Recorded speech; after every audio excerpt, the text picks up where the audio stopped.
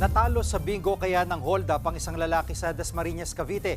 Pinagsasaksak niya ang gwardya at binaril ang kahera ng pasugalan. Nasa frontline balitang yan si Gary De Leon. Nagkalat na mga gamit at dugo ang dinatnan ng mga otoridad sa isang bingguan sa Dasmariñas, Cavite. Base sa investigasyon, pinagsasaksak ng isang customer ang security guard ng establishmento. Sabi po ni sir nung cashier, isa na lang po ang customer nila. So bali, tatlo na lang po sila doon, yung security guard, cashier, tsaka po yung isang customer nila. Matapos manaksak, gamit ang baril ng gwardya, binaril naman nito ang cashier sa likod.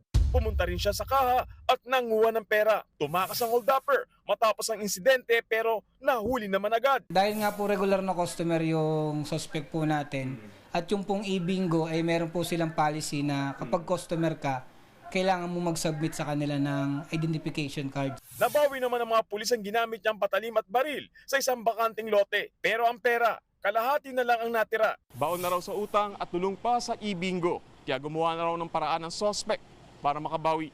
Naharap sa mga reklamang frustrated murder at robbery ang suspect. Patuloy naman nagpapagaling ang dalawang biktima sa ospital. Nagbabalita mula sa frontline. Gary De Leon, News 5. Mga kapatid, Jiggy Manikad po, iba na ang may alam at may pakialam sa panahon ngayon. Para sa konkreto, kumpleto at komprehensibong balitaan sa Frontline, mag-follow at mag-subscribe sa social media pages ng News 5.